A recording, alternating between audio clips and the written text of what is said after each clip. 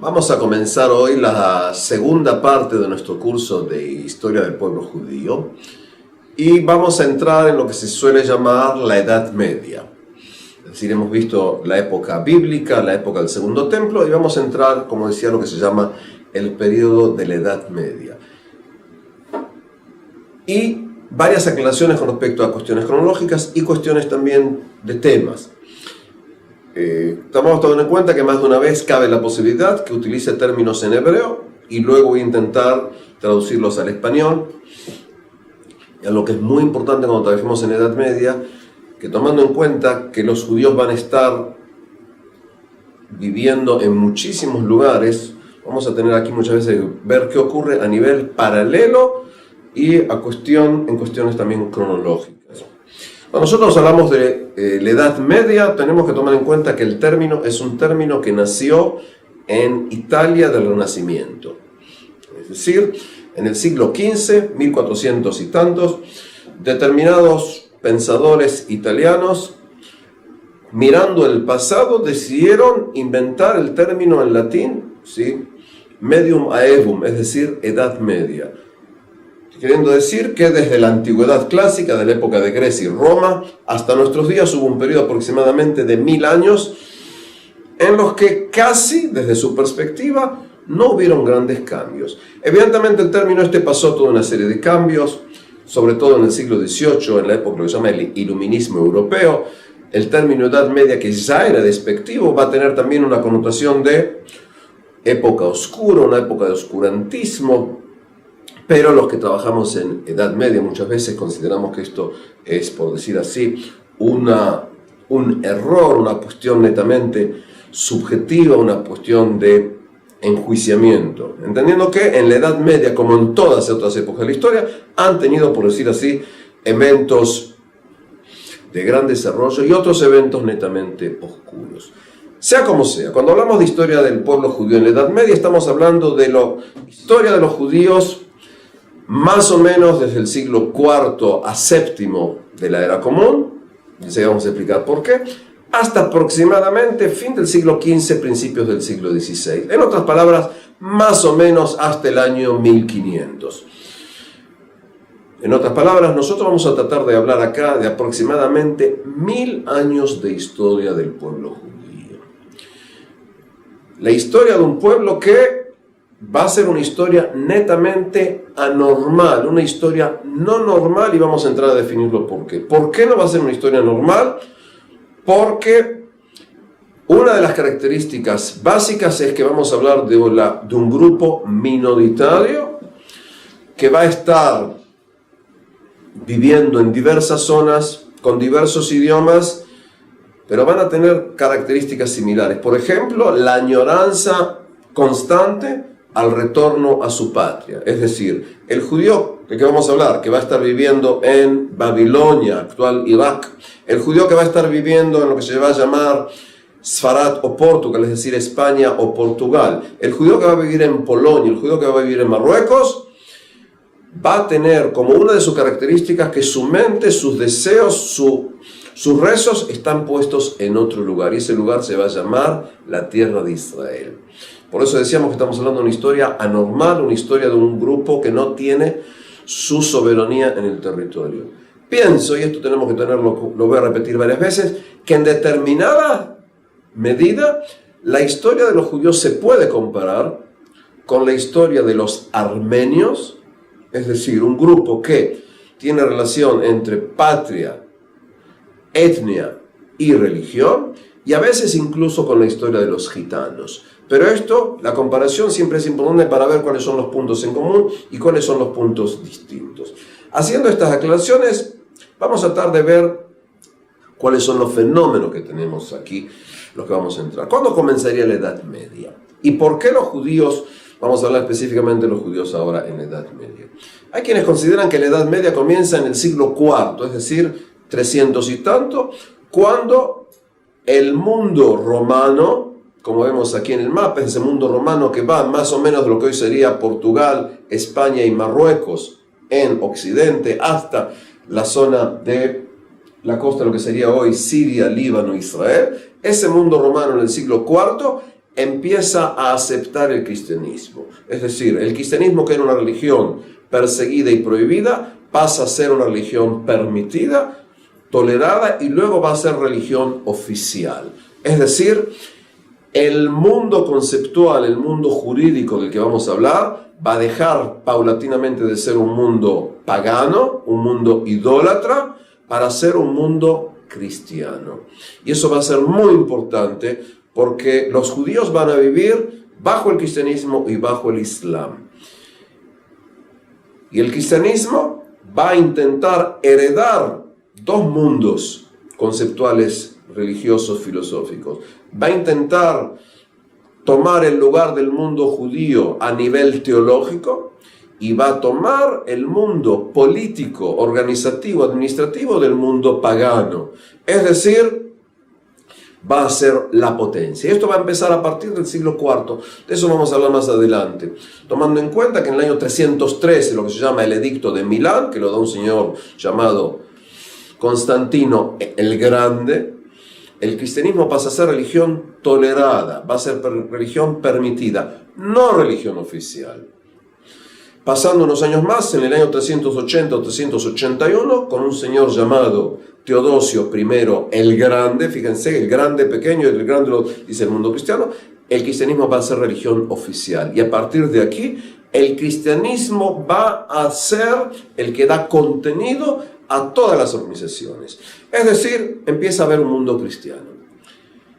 Paralelamente a esto, otros pensadores consideraban que la Edad Media comienza recién hacia el año 395, cuando viene lo que se llama la división del Imperio Romano de Occidente y de Oriente. Esto también va a tener influencia sobre el mundo judío, por eso lo nombro aquí. Es decir, 395, Teodosio I el Grande muere y el imperio va a ser dividido entre sus dos hijos, Honorio y Arcadio. Arcadio va a estar sentado en Constantinópolis, área en que se va a hablar básicamente griego, mientras que su otro hijo Honorio va a estar primeramente en Roma, luego va a estar en Milano, y la última capital del Imperio Romano va a ser la ciudad Ravenna, la ciudad de los hermosos mosaicos bizantinos. Es decir, otro proceso. Hay quienes consideran que fin de la época clásica o antigua y comienzo de la Edad Moderna empieza en el año 406, cuando las llamadas tribus germanas o tribus del mundo bárbaro entran al Imperio Romano, cruzando, como ven aquí, la línea de los ríos del Rin y el Danubio, y paulatinamente van entrando a lo que se llama el mundo o el Imperio Romano de Occidente. Es decir, grupos germánicos con características especiales, hombres y mujeres altos, ojos claros, cabellos claros, hablan el antiguo alemán, podríamos decir así, van entrando al mundo de lo que va a ser hoy Francia, Italia, España, Portugal, incluso el norte de África, y eso va cambiando la realidad social y demográfica, o al revés, la realidad demográfica, lingüística y también social política. La cuarta fecha que se suele utilizar para fin de la Edad Antigua, comienzo de la Edad Media, va a estar en el año 476, que es la fecha que muchos en el mundo hispanoparlante suelen hablar, lo que se llama, ¿sí?, el fin del Imperio Romano de Occidente, cuando en un acto netamente degradante, el último emperador romano, un joven de 15 años llamado Rómulo Augustulus, fíjense, Rómulo como Rómulo Rema, Augustulo como el gran Augusto en su momento, es depuesto de su puesto. Es decir, tenemos aquí cuatro concepciones netamente europocéntricas: el desarrollo del cristianismo, la división del Imperio Romano, la invasión de las tribus germánicas y la deposición del último emperador. Pero aquí, que hubo un historiador belga que en el siglo XX, en los años 20 del siglo XX, llamado Pirenne, Henri Pirenne, este señor Henri Pirenne desarrolló la idea que la Edad Media comienza recién en el siglo VII. En el siglo VII, decíamos. ¿Con qué? Con el surgimiento y la expansión de una nueva fuerza religiosa, cultural, lingüística, llamada el Islam. Para Pirenne, la Edad Media no comienza con los cuatro eventos que nombré antes, sino básicamente cuando surge el Islam, porque el mundo del Islam en menos de 100 años cambia la realidad de los caminos, la realidad del comercio, creando un imperio que va a ser el imperio más grande en la historia hasta esos momentos. Estoy hablando de acá, se va a llamar el Califato de Damasco, con un señor llamado, mejor dicho, la dinastía de los Omeyas en español, o Umayya. Y es decir, la realidad va a ser distinta. Como vamos a ver aquí, vamos a estar cambiando mapas para ver, y luego vamos a hacerlo en forma más detallada. Tenemos acá que el 75% aproximadamente de las costas del mar Mediterráneo pasan a estar bajo dominio musulmán. Y esto va a ser muy importante en la historia mundial y por supuesto para la historia de los judíos. Porque los judíos, vamos a ir adelantando, ahora hablamos de cuestiones generales, aproximadamente desde el siglo VII hasta más o menos el año 1000, hay quienes consideran incluso el año 1100, más o menos el 90% de los judíos durante más o menos 300 años van a estar viviendo bajo el mundo musulmán, bajo el mundo árabe. Y eso es parte de lo que vamos a ir viendo ahora. Es decir, tenemos acá la historia de un grupo minoritario. ¿Y cuándo va a terminar la Edad Media? Acá también entramos a problemas, pero simplemente para tener un marco cronológico, hay historiadores que en concepción netamente europocéntrica consideran fin de la Edad Media será en lo que van a llamar los italianos 300, 400, es decir, 1300 y tanto, 1400 y tanto, siglos XIV y siglo XV, cuando viene el Renacimiento. Hay quienes consideran que fin de la Edad Media va a ser fin de la Edad Media, comienzo de la Edad Moderna temprana, con el invento de la imprenta hacia mediados del siglo XV. Otros consideran que va a empezar el fin de la Edad Media, comienzo de la Edad Moderna, con la caída de Constantinópolis, cuando surge el Imperio Turco Otomano en 1453. La cuarta fecha, la más conocida en el mundo hispanoparlante, es 1492, cuando un señor llamado Cristóbal Colón o Cristóforo Columbus va a llegar a la isla Guananí, y acá comienza lo que se llama el descubrimiento de América. Quinta y última fecha que tenemos en general, 1517, 31 de octubre de 1517, un señor llamado Martín Lutero, en español Martín Lutero, va a comenzar lo que se va a llamar la Reforma.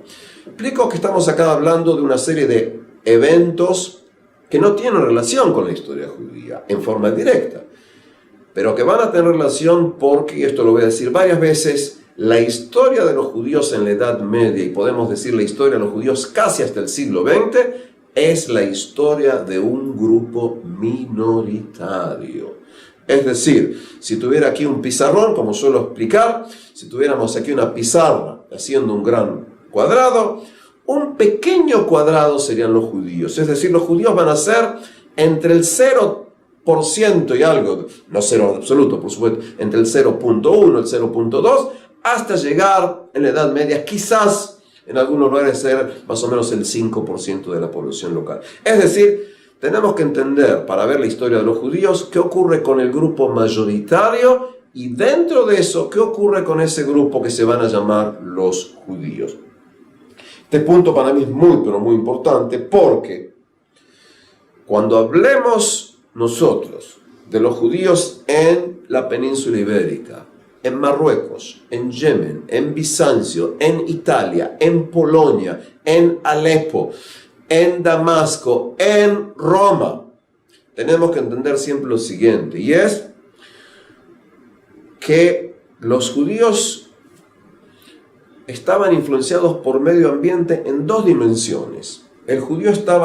La vida del judío estaba determinada por lo que se llama, por decir así, el paisaje geográfico y el paisaje humano. Es decir, la geografía física, ríos, mares, colinas, pantanos, eso por supuesto tiene influencia en la vida de los judíos. Pero el judío también va a estar influenciado básicamente por la geografía humana. Cuando el judío, en determinado momento, aunque esté viviendo tranquilo, va a haber ahí una erupción. Muchas veces la erupción que va a llevar fin a la vida judía no va a ser la erupción de un volcán, sino va a ser la volcánica erupción de las masas. Es decir, cuando a veces vamos a llegar a las semanas de Pascua, por ejemplo, del mundo cristiano, puede ser que el clima sea un clima de paz total, una temperatura ideal, unos días y noches hermosísimos, pero el judío va a sufrir, decíamos, la erupción volcánica, si digo así, de las masas si van a ser perseguidos. Es decir, eso es un punto a tomar en cuenta. No solamente la dimensión geográfica, física influye en la historia de los judíos, sino básicamente qué opina el rey, qué opina el califa, qué opina el príncipe, qué opina el obispo, qué opina el sacerdote del lugar. Y esa es una cuestión que tenemos que tomar en cuenta por ser un grupo minoritario. Ahora, lo que vamos a ver aquí, el judío va a vivir, decíamos, bajo la cruz y bajo la media luna, bajo el mundo del cristianismo y el mundo del islam. Y generalmente la historia del judío va a ser la de un grupo que va a estar definido en forma marginal. Es decir, tomando en cuenta que la sociedad cristiana, que se considera Corpus Christi, es decir, el cuerpo de Cristo sobre la tierra, y la sociedad musulmana, que se va a llamar al-Islamía, la comunidad musulmana, o la hermandad musulmana, o la nación musulmana, va a definir al no cristiano o al no musulmán en conceptos marginales, porque estamos hablando de concepciones teocéntricas, y como Dios está en el centro, en función de los hombres, la sociedad cristiana y la sociedad musulmana van a ser sociedades no igualitarias. Es decir, va a haber una ley para el cristiano y una ley para el no cristiano. Va a haber una ley para el musulmán y una ley para el no musulmán. Fíjense, eso implica que ambas sociedades, a grosso modo, lo que vamos a entrar, van a tolerar la existencia del no cristiano aquí o el no musulmán aquí. No lo van a tolerar siempre, pero cuando lo toleren y le permitan vivir, van a haber leyes que van a definir su situación legal. Van a haber lo que se va a llamar en latín privilegium. Privilegium quiere decir ley privada, una serie de leyes que determinan los derechos y las obligaciones de estos grupos. Es decir, el judío va a tener que vivir dentro de la sociedad y al mismo tiempo fuera de la sociedad. Dentro quiere decir en la misma ciudad, en las mismas murallas. Fuera implica a nivel legal, a nivel teológico. Y acabo de decir algo que para mí es muy importante. Nosotros vamos a hablar de sociedades tradicionales, teocéntricas, sociedades que consideran que existe siempre una sola verdad. Porque para el judío hay una sola verdad absoluta y es la verdad judía. Dicho de otras maneras, el judío sabe que hay una verdad y la tiene él. El cristiano sabe que hay una verdad y la tiene él. El musulmán sabe que hay una sola verdad y la tiene él. Adrede dicho sabe, no dije cree y no dije piensa. Para él es la certitud total de que hay una sola verdad y es la judía y o la cristiana o la musulmana. No cabe la posibilidad de que las dos verdades sean verdaderas, valga la redundancia. Porque o Jesús es o no es, eso lo vamos a hablar después. O Mahoma es o no es, no existe en el medio. Dentro de esa realidad que vamos a entrar, podemos decir muchas veces que la Edad Media es básicamente la edad de la fe. Es decir, en gran medida, las estructuras sociales, el lugar de los hombres, el lugar de las mujeres, las construcciones, el tiempo, está definido en función de la fe. Es lo que a veces algunos historiadores de la Edad Media cristiana llaman el tiempo de las catedrales. El tiempo lo da la catedral, el tiempo lo da el rezo. ¿Cuándo se reza? Cuando el judío reza, cuando el cristiano reza, cuando el musulmán, es decir, el tiempo lo va a determinar una concepción netamente religiosa. Y ese es el punto que tenemos que tratar de ver cuando empecemos aquí a hablar. Y en función de esto vamos a tratar de ver qué ocurre, decíamos así, a nivel de la historia de los judíos. Decíamos al terminar el periodo que hablábamos de la Edad Antigua, dijimos varios puntos, y uno de esos es, va a existir el pueblo judío como un ente que muchas veces, por decir así, es el ente no conformista, es el ente que no está dispuesto a aceptar el mundo cristiano o el mundo musulmán. Entramos acá a una historia muy especial, es la historia de un pueblo que, por decirlo de esta manera, se va a resistir a desaparecer. Y la pregunta es, ¿todos los judíos se resistieron a desaparecer como judíos? Y la respuesta clara, en forma absoluta, es no todos los judíos. Se considera, si vamos a algunos datos que dábamos al hablar de la Edad Antigua, por ejemplo, ¿sí?, el historiador en su momento, Juster, él consideraba que allí por el año 50 de la era común había aproximadamente entre 6 a 8 millones de judíos más temerosos de Dios. Es decir, gente que se estaba acercando al mundo judío. Si salto en el tiempo, más o menos del año 50 al año 1600, se considera que en el año 1600 vivían aproximadamente entre 750.000 judíos a 1 millón de judíos. Es decir, en más de 1500 años, mientras que la población del mundo mediterráneo fue creciendo, la población judía fue decreciendo. La población judía fue disminuyendo. Entonces aquí tenemos una pregunta y es, ¿por qué? ¿Cómo? Se considera en general que, pese a las persecuciones que hubo, la mayoría absoluta de los judíos no dejaron de ser judíos porque los mataron. La mayoría absoluta de los judíos que dejaron de ser judíos, por decir así, dejaron de serlos porque se convirtieron al cristianismo o al islam. Recordemos lo siguiente. Cuando hablamos del año 20, el año 30, el año 40 de la Era Común, tienes una única religión monoteísta y esa religión monoteísta es el judaísmo. Cuando pasa el tiempo, van a ser el cristianismo y luego, a partir del siglo VII, se desarrolla el islam. Y estas concepciones van a ser concepciones en gran medida no tolerantes, de eso vamos a hablar. Y aquí que muchísimos judíos se van a convertir al cristianismo y otros se van a convertir al islam. Algo interesante de tomar en cuenta, y esta frase también la voy a repetir varias veces en el curso, entiendo que también vamos a tener grupos que se convirtieron al judaísmo a lo largo de la historia. Solo explicar, desde mi concepción, que el pueblo judío es similar a un tren, es decir, a lo largo de los siglos, muchos descendieron de dicho tren y muchos otros subieron al tren. Eso también va a explicar por qué no podemos hablar de una raza judía. ¿Por qué vamos a hablar de judíos de ojos claros, de ojos oscuros, de tez más clara, de tez más oscura? Es decir, estamos hablando acá de un pueblo que se fue desarrollando y que desarrolló su conciencia histórica básicamente a través de la enseñanza y de la memoria. Ahora, decíamos aquí lo siguiente, y es, ¿dónde hay pueblos judíos? ¿Dónde existen los judíos? Como introducción.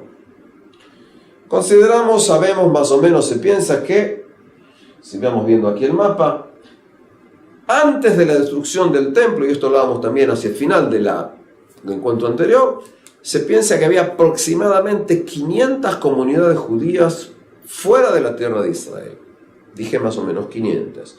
En lo que hoy sería norte de África, en lo que sería Irak, Irán, en lo que sería toda la cuenca del Mediterráneo, aproximadamente, decíamos, 500 comunidades judías. Y esto es importante para entender el posterior desarrollo de lo que se va a llamar el mundo judío. En otras palabras, hay judíos y hay temerosos de Dios antes que se desarrolle el cristianismo. Por supuesto, antes que venga el islam. En esta historia medieval, que los judíos van a ir desarrollando sus comunidades, vamos a ver de qué medida el judío quiere, decíamos antes, seguir ser judío. Porque van dándose centros, los judíos van a ir viviendo, los judíos van a intentar vivir con el mundo cristiano y con el mundo del Islam, y los judíos van a ir desarrollando centros muy, pero muy importantes. Ahora, de esto vamos a ver dónde van a ser los centros básicos que vamos a ir hablando. Hubo un gran historiador judío asesinado en el año 1941, cuando tenía 81 años, llamado Simón Duvnov. Y Simón Duvnov, o en hebreo Shimon Duvnov, uno de los primeros grandes historiadores judíos, él intentó explicar la historia judía en función de los centros hegemónicos, es decir, centros que tenían una gran importancia en la vida judía a lo largo de la historia. Cuando Simón Duvnov hablaba de la importancia de esto, él consideraba que tenemos que tomar en cuenta varias cuestiones. Y es, uno, la cantidad de judíos que vivían en un lugar, es decir, la dimensión demográfica. Punto 2, la fuerza o podríamos decir, la capacidad económica de los judíos en un lugar determinado. Ese sería el punto 2. Punto 3, la cantidad de organizaciones judías que les permite a los judíos vivir como ellos quieren. Punto 4, la cantidad de instituciones netamente religiosas que tenían y la cantidad y calidad de la producción literaria, espiritual, cultural de estos judíos.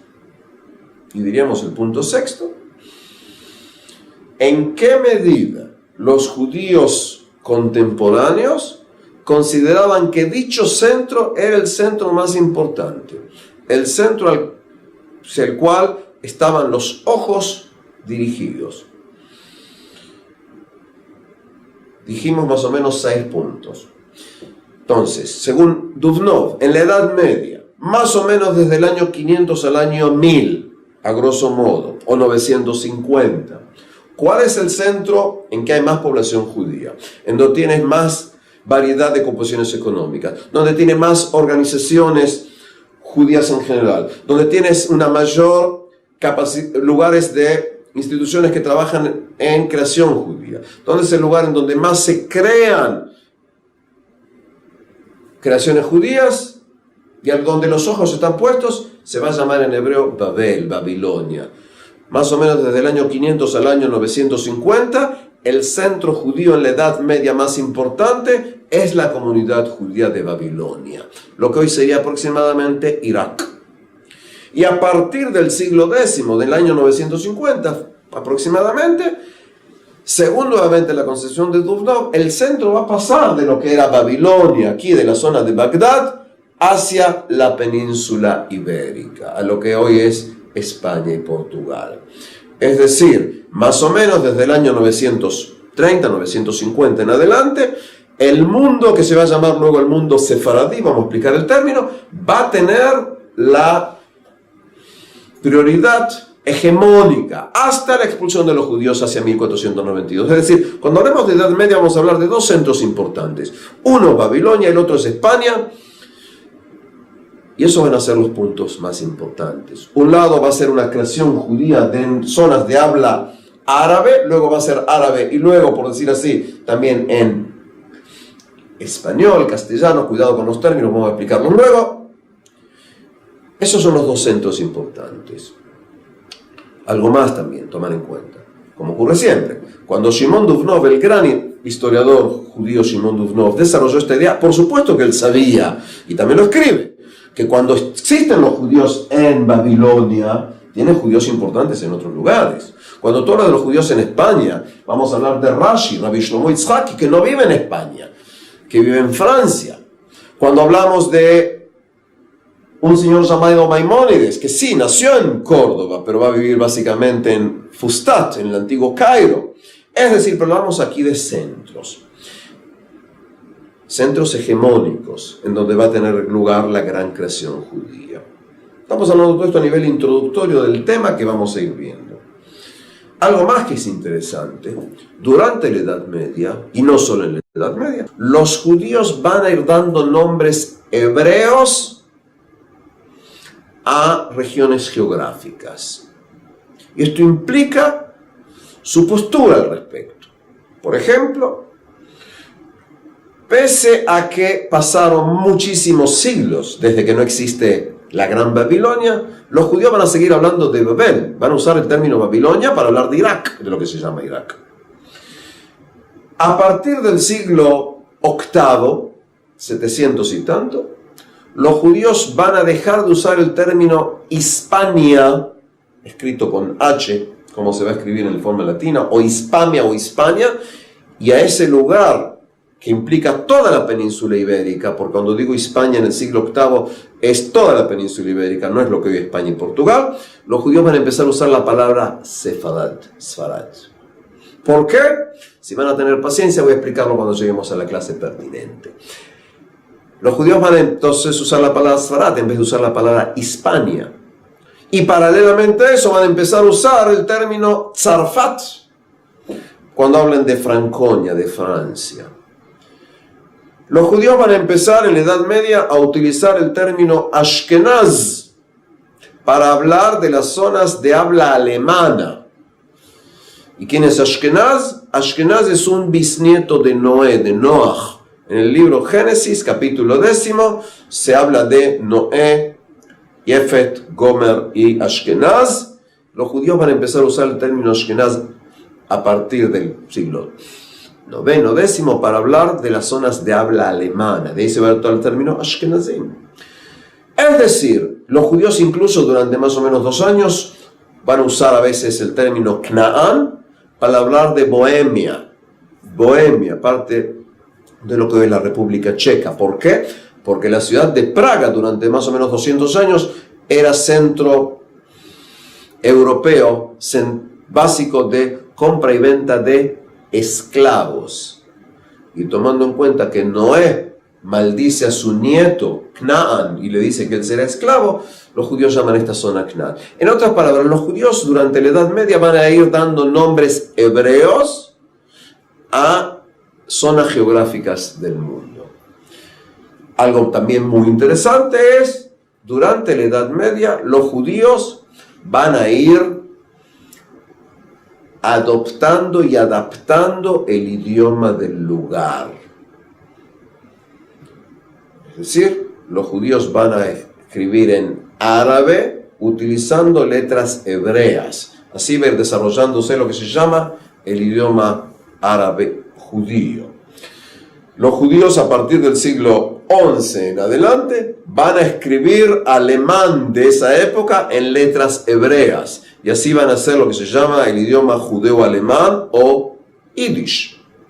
Los judíos a partir más o menos del siglo XIII en adelante van a utilizar cada vez más el idioma de Castilla y lo van a escribir en letras hebreas. Cuando los judíos sean expulsados de España, mejor dicho de Castilla y de Aragón, en el siglo XV, van a llevar consigo ese idioma que va a ser llamado de 4 maneras: ladino, judesmo, judeo-español o españolit. Es decir, que también los judíos van a ir adoptando y adaptando idiomas del lugar.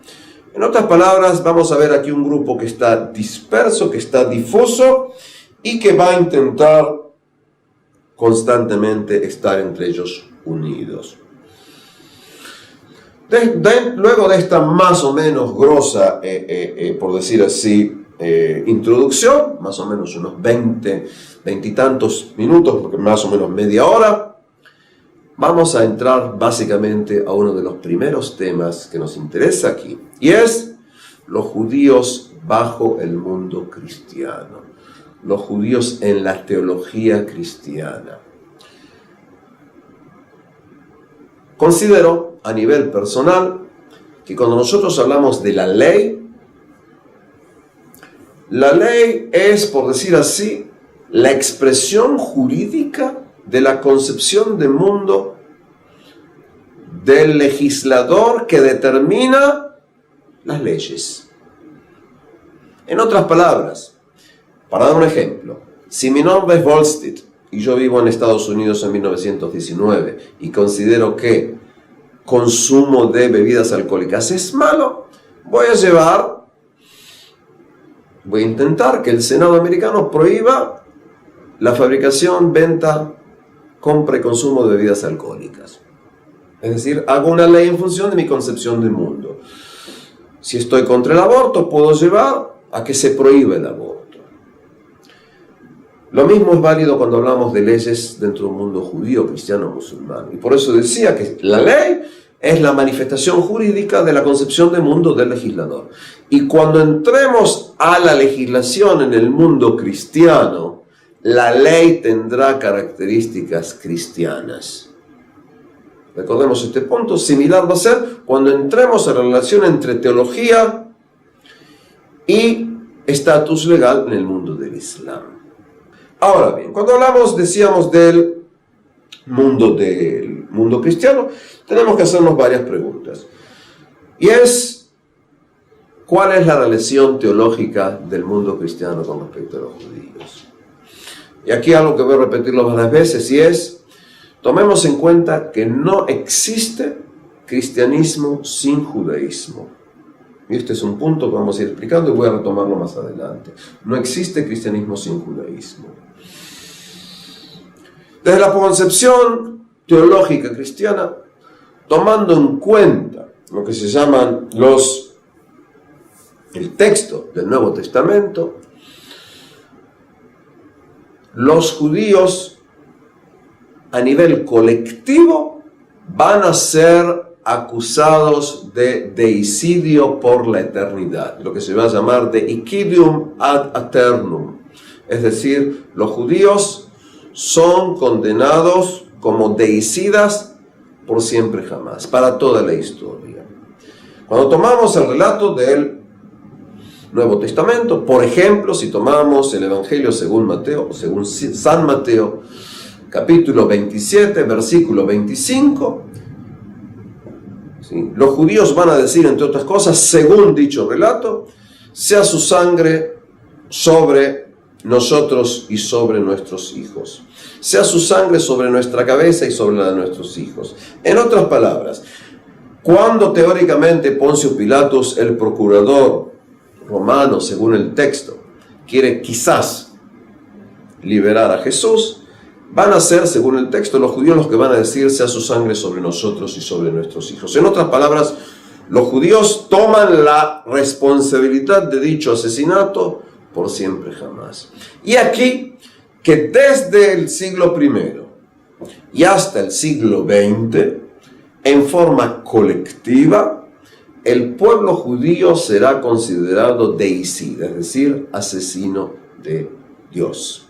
Esto es una pregunta teológica compleja. Viene la pregunta en qué medida se puede asesinar a Dios, pero no es un problema que nos atañe aquí en este curso, sino es una cuestión básicamente interna de teología cristiana. En otras palabras, los judíos son deicidas por siempre jamás.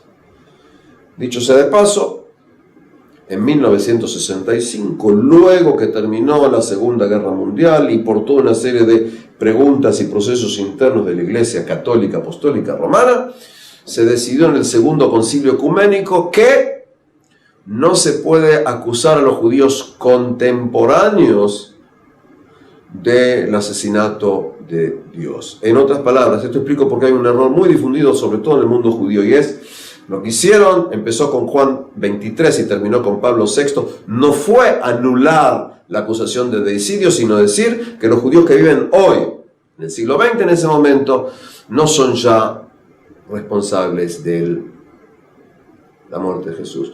Recuerden que así como dije recién que sin judaísmo no existe el cristianismo, ¿sí? Es decir, decíamos, no hay cristianismo sin judaísmo, no existe cristianismo sin la muerte de Jesús.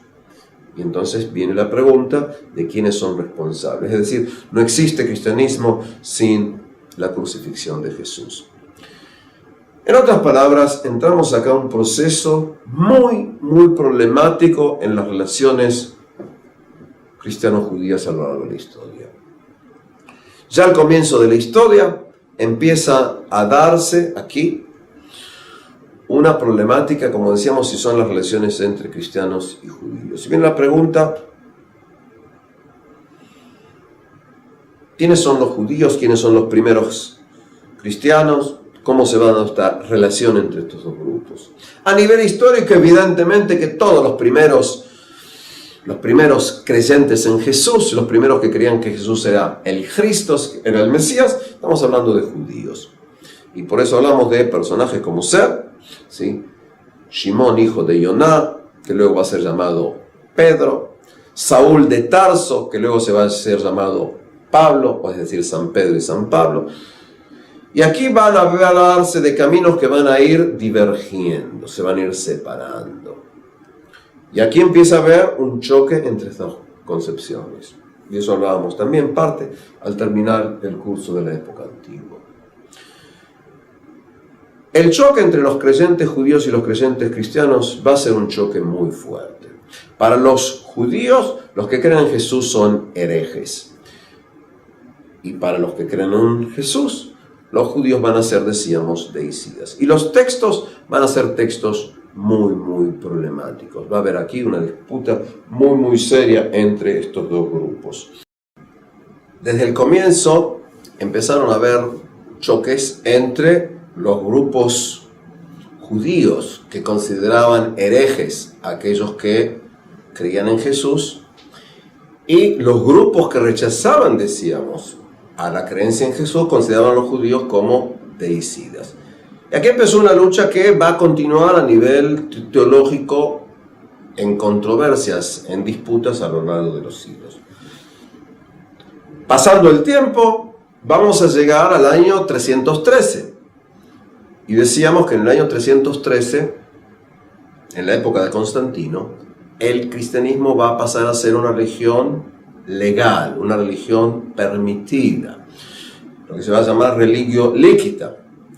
Pasando unos años más, a partir del año 380, 381, también decíamos,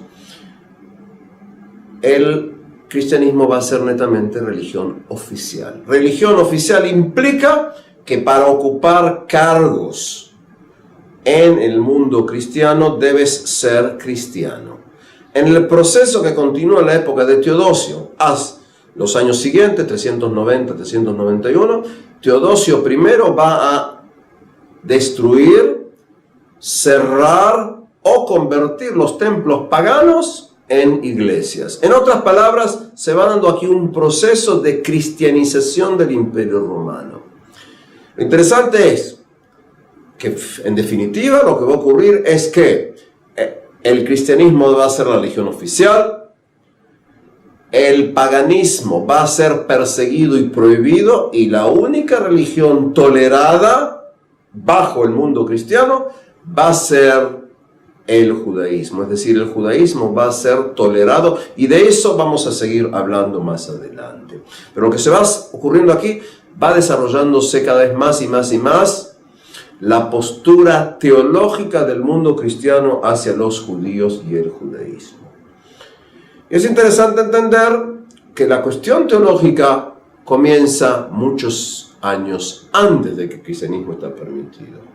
Por ejemplo, y aquí permítanme, voy a leer algunos textos de padres de la iglesia. Por ejemplo, ya en el siglo II, San Justino, en su texto que dice Diálogo con Trifón, escribe lo siguiente: la Torá tiene un papel de preparar en etapas la venida del Mesías.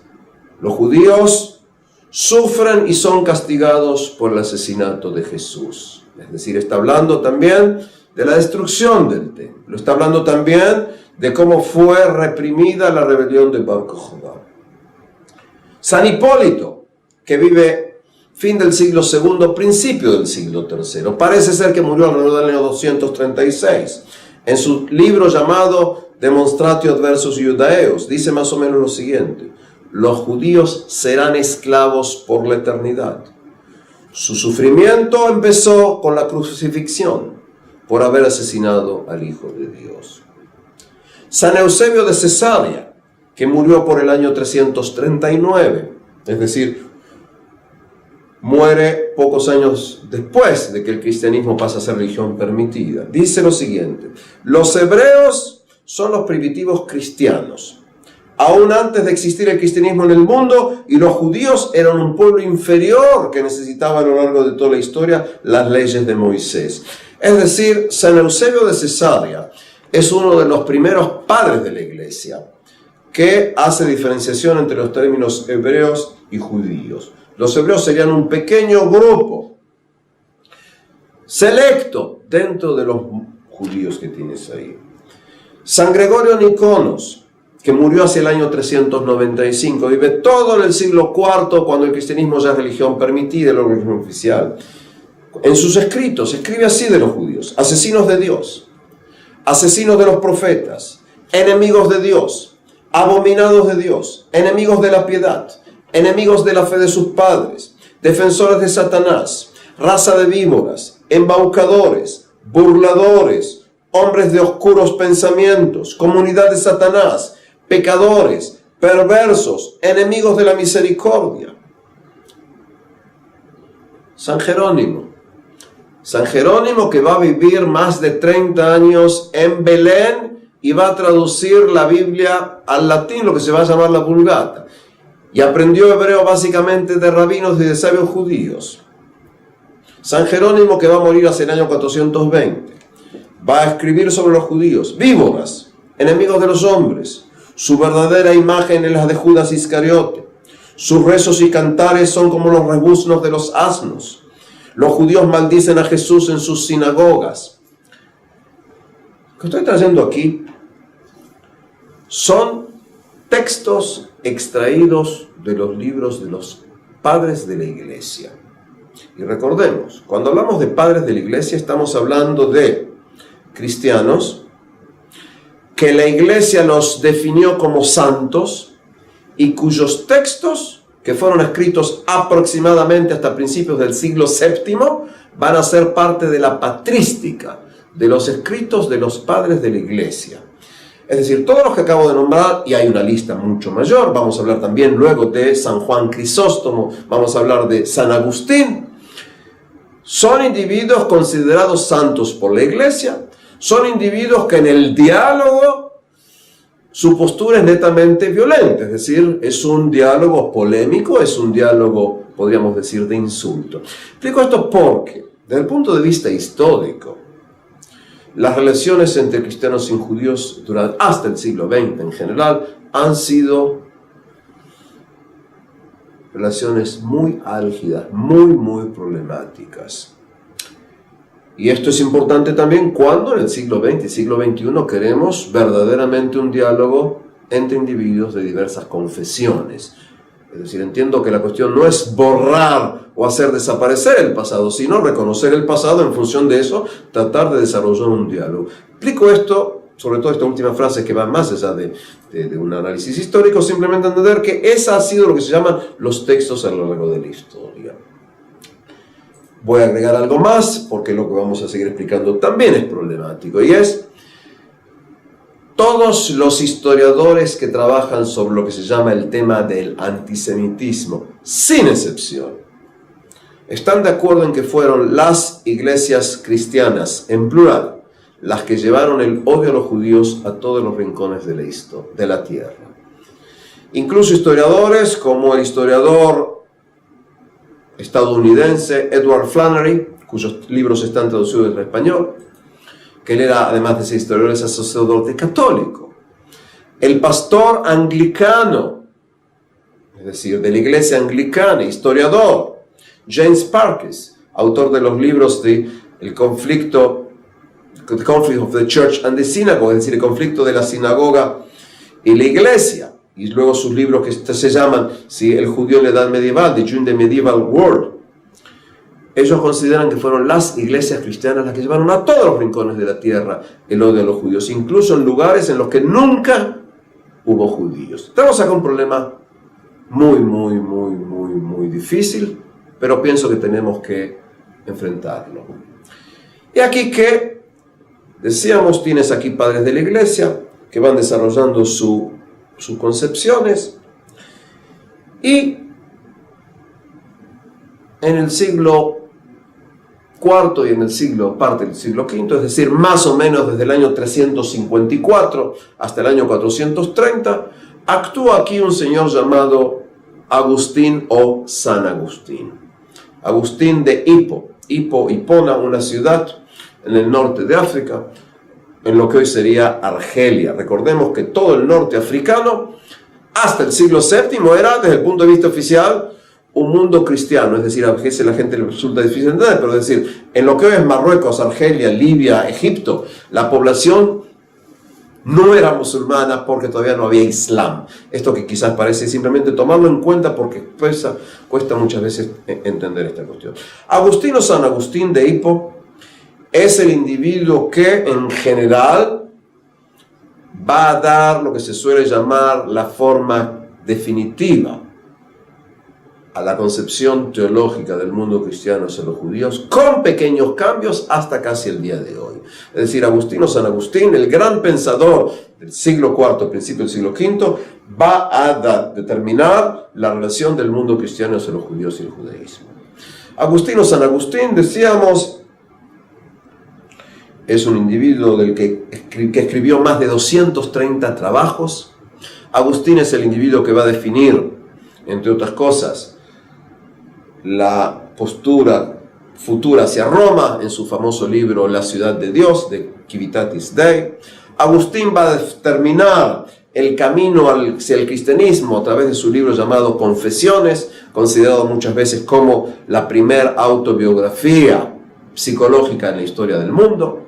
Agustín o San Agustín va a ser un personaje muy importante. Pienso que es uno de los pensadores más importantes del mundo cristiano al comienzo de la Edad Media. Agustín también va a determinar, decíamos recién, el lugar de los judíos y el judaísmo. Agustín o San Agustín se hace una pregunta, y es: ¿por qué existen los judíos en nuestros días? Tomando en cuenta que para Agustín o San Agustín los judíos son deicidas por la eternidad, surge la pregunta: ¿por qué existen judíos hoy? Hoy, es decir, cuando el cristianismo es la religión oficial del Imperio Romano. Y Agustín o San Agustín va a dar una respuesta, lo que se llama a veces la respuesta de las tres funciones que cumplen los judíos. Según Agustín o San Agustín, los judíos existen, primero, para dar, porque son un testimonio viviente de la verdad del Antiguo Testamento. Para Agustín o San Agustín, los judíos viven porque demuestran la verdad del Antiguo Testamento. Los judíos continúan conservando lo que se llama teniendo kashrut, es decir, las leyes de la alimentación judía. Los judíos continúan cumpliendo todos los preceptos relacionados a Shabbat, al sábado, a las fiestas judías. Los judíos continúan practicando la circuncisión. Los judíos continúan con todas las tradiciones del Antiguo Testamento. En otras palabras, los judíos son, y es un término que a veces se va a usar en la Edad Media, los judíos son algo así como la biblioteca errante o la biblioteca ambulante del Antiguo Testamento. Esa es la primera función. Su testimonio verifica la verdad del Antiguo Testamento. Recordemos sí, que todo cristiano, sin excepción, acepta todos los relatos del Antiguo Testamento como relatos verdaderos. Todo cristiano cree en la salida de Egipto. Todo cristiano cree en la existencia del reino de Saúl, David y Salomón. Es decir, es parte de la concepción cristiana. Punto 2. Los judíos son testimonio viviente de la verdad del Nuevo Testamento. Decíamos del Nuevo Testamento. ¿Por qué? Porque en el Nuevo Testamento Jesús dice, o se pone en bocas de Jesús, frases como: el templo será destruido y los judíos serán desparramados. Ahora, hay dos posibilidades. Posibilidad de una, que el texto fue escrito luego de la destrucción del templo. Entonces, evidentemente, al escribir el texto del Nuevo Testamento luego de la destrucción del templo, ya no existía el templo.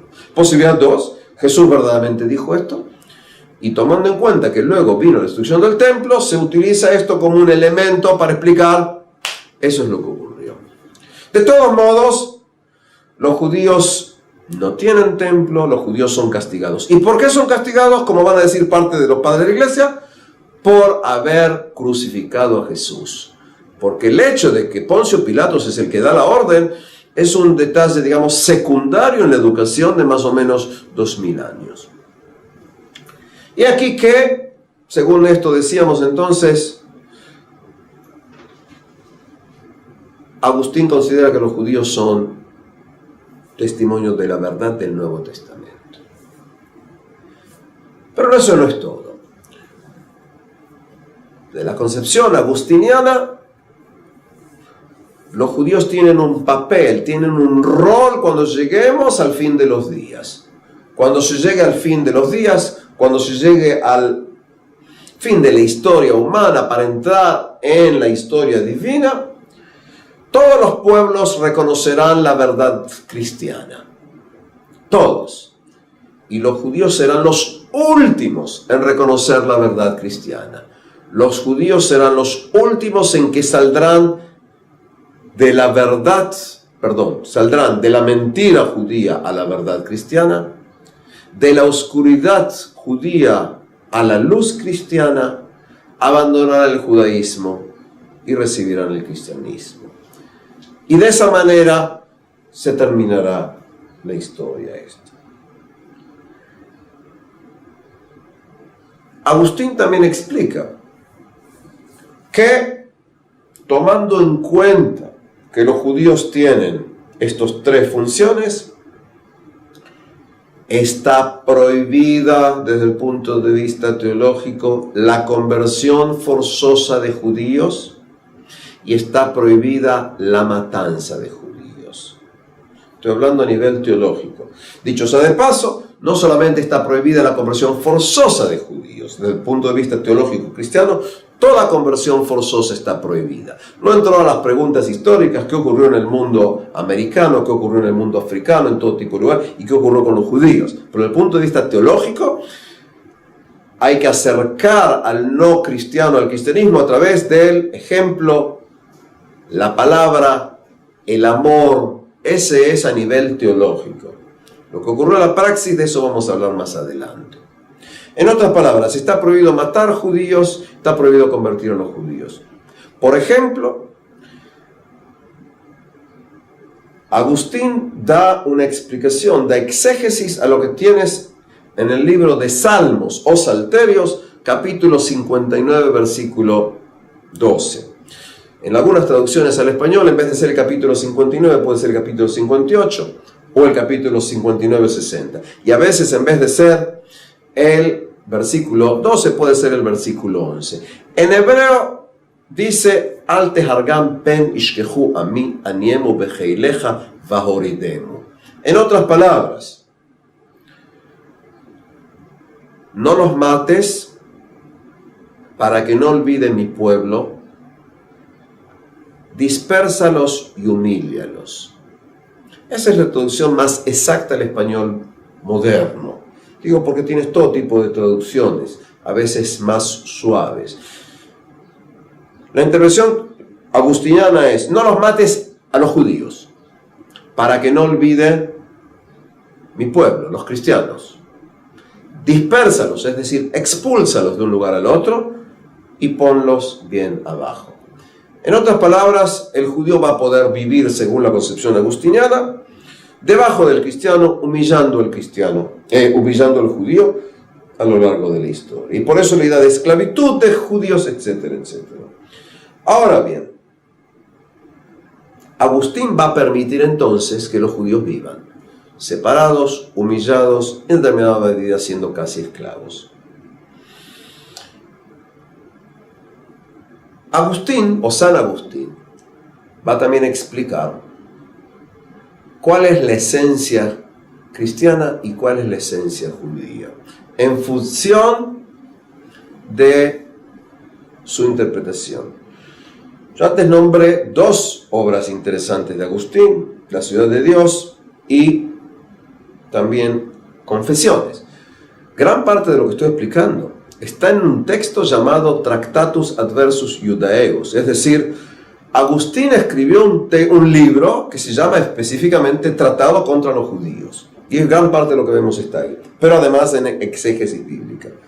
Para Agustín o San Agustín, tomando en cuenta que tú tienes el Antiguo Testamento y el Nuevo Testamento, y tomando en cuenta que la elección divina pasó del anciano al joven, cuando Agustín analiza el texto de Génesis, el hermano mayor siempre representa la esencia judía, mientras que el hermano menor representa la esencia cristiana.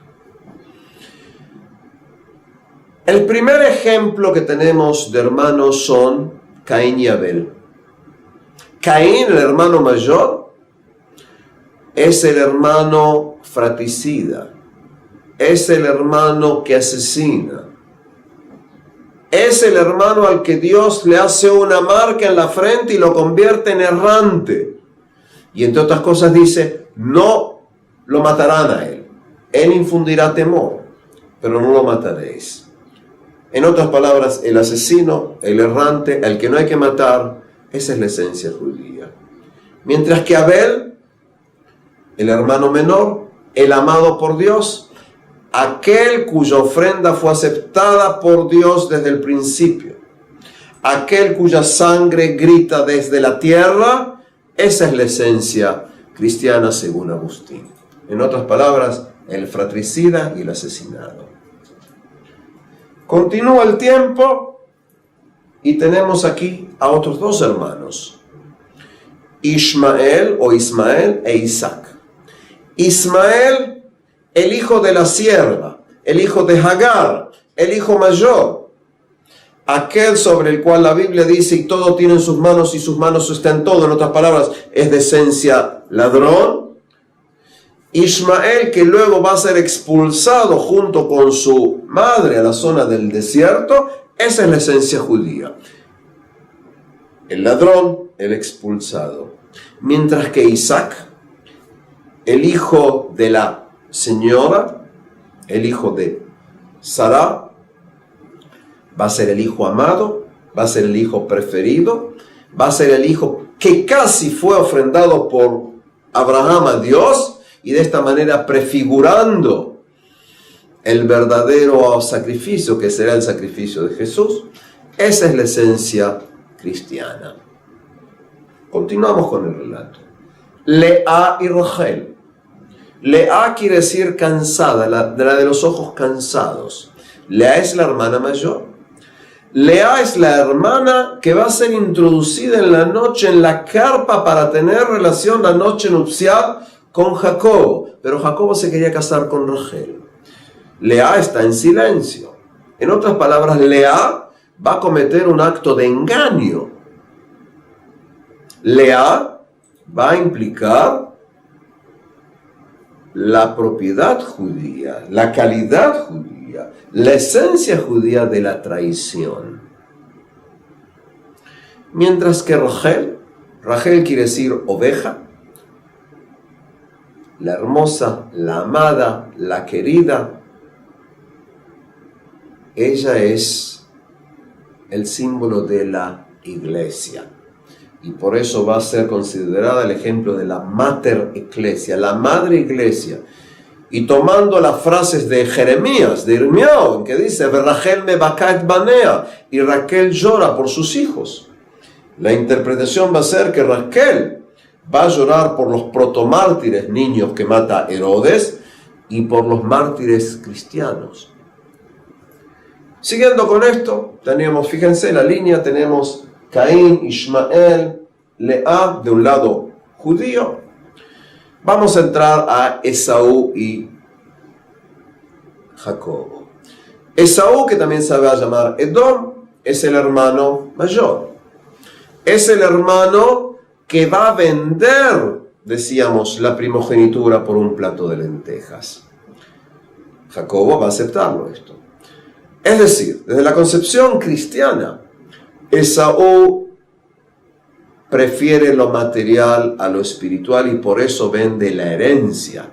vende la primogenitura, vende la elección divina. La elección divina. Y aquí, ¿qué entonces? Va a venderlo y lo va a recibir Jacobo. Pasando los años, sin entrar otra vez al relato de Jacobo y Esaú, cuando Jacobo va a recibir la elección del hermano mayor y va a venir Esaú, se dirá, entre otras cosas, y el hermano menor señoreará sobre el hermano mayor. En otras palabras, el mundo cristiano, que es el mundo nuevo, señoreará sobre el mundo judío, que es el mundo anterior. En otras palabras, el mundo cristiano estará arriba y el mundo judío estará abajo. En conceptos teológicos, la sinagoga, con la venida de Jesús, se convierte solamente en lo que se llama Israel carnalis, Israel en la carne. Mientras que, como vemos aquí, la iglesia pasa a ser Israel spiritualis, Israel en espíritu, o en latín también, verus Israel. El verdadero Israel pasa a ser la iglesia cristiana. Tenemos cambios aquí. Es decir, pasaron de unos a otros. Y como hay relación entre los dos hermanos a nivel teológico, hay que respetar la existencia judía, permitir que los judíos vivan, no convertirlos sino matarlos. Esta va a ser la herencia de Agustín. Agustín va a dar acá un marco.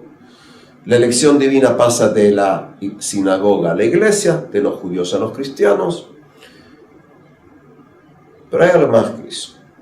Agustín también va a explicar en sus textos que los judíos jamás volverán a su antigua situación. Los judíos jamás volverán a tener un estado. Y la idea de que los judíos jamás volverán a tener un estado va a continuar hasta el siglo XX. Y aquí que cuando nace el Estado de Israel en 1948 hay problemas, el Vaticano tiene problemas. Y después de determinadas problemáticas, va a ser un papa muy importante, el Papa Juan Pablo II, o San Juan Pablo II, va a